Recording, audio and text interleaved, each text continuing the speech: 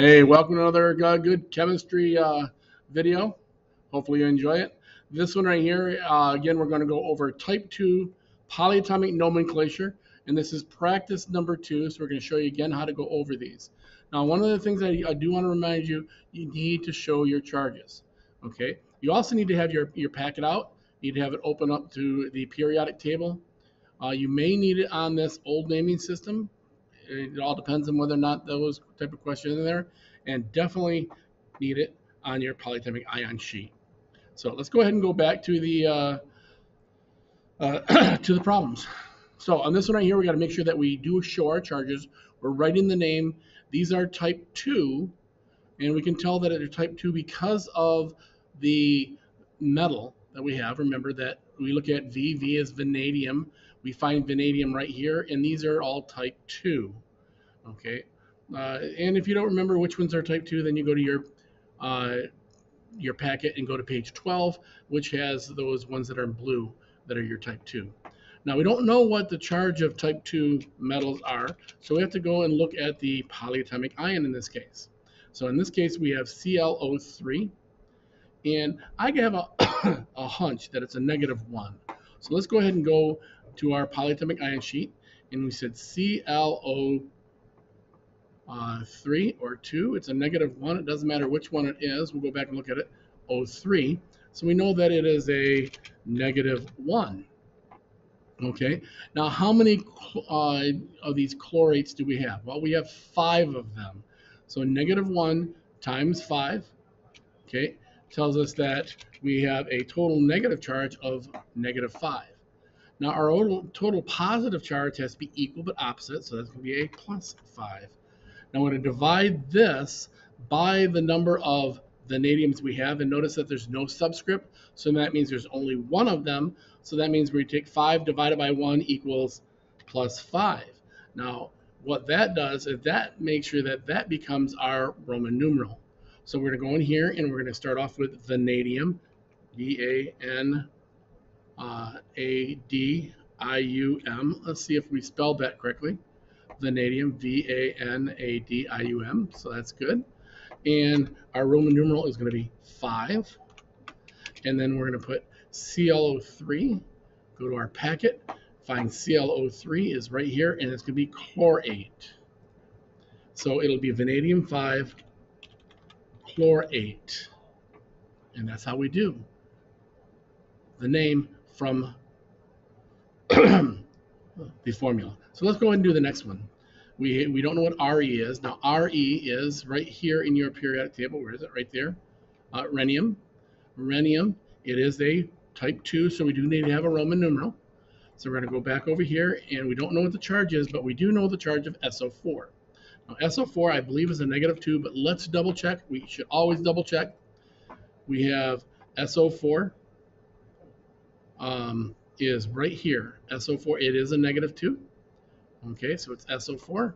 We go back to our problems. We know it's a -2. Now I have 3 of them. So -2 times 3 gives me a total charge for the sulfate as a -6. Our rhenium has to be equal to opposite, so it's a +6. Divided by the 1 that we have means that our charge is going to be +6. And again, that is going to be our Roman numeral. So we're going to put in rhenium.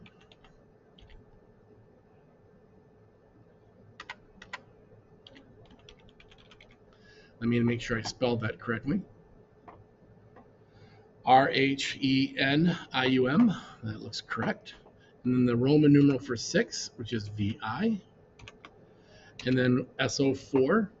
Go back to our polyatomic ion sheet. SO4 is sulfate. So we're clicking on that, and that's going to be sulfate. So rhenium 2 sulfate. Okay, let's go down to the bottom and show you how to do the ones that are on the bottom where we're actually calculating the formula from the name. And again, they're a lot like type or binary ones, but instead of looking at the periodic table to figure out the non-metal, we have to look at our polyatomic ion sheet to figure out the polyatomic ion and its charge. So let's go ahead and copper. Remember, the Roman numeral tells us the charge of copper, so that's going to be +2. Hydroxide. Okay, over here, hydroxide And what we're going to do with hydroxide, we got to look at our polyatomic ion sheet. We need to find hydroxide. Right there it is, right there. Hydroxide, it's a -1. Okay, so we go back to that, and we know that that's a -1. Now the charges do not cancel each other out, so what are we going to do? We are going to crisscross them. So we're going to put a 1 right here as the subscript. And then over here for the hydroxide, we're going to put a 2. So that means I need 2 hydroxides. Always remember when you are writing more than one polyatomic ion that you have to put parentheses around that polyatomic ion. Okay, so let's go ahead and put in our symbols. Copper, the symbol for copper is Cu, and if you don't remember that, you can go to your packet, look right here, copper is Cu. Okay, and we do not need a subscript because we only need one of them. Then we have to do hydroxide. But remember, we need more than one hydroxide. We need 2 of them. So we need to put that in parentheses. And then hydroxide is going to be OH, parentheses, with a subscript 2. But let's double check and make sure that OH is the formula for hydroxide. Look in here, we see hydroxide is OH. So there's our formula, Cu, parentheses, OH, parentheses, 2. Let's go one down here a little bit further. Let's go to molybdenum 3 phosphate. Okay, so the charge of molybdenum is +3.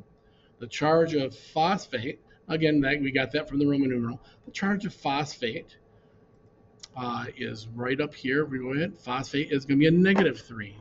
So go back. That one's going to be a -3. They already cancel each other out. So how many of each one do we need? We only need 1 of each one.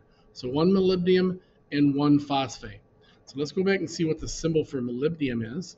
Molybdenum is MO. So let's go back here, and we know that we're going to have MO, MO, and now we do phosphate.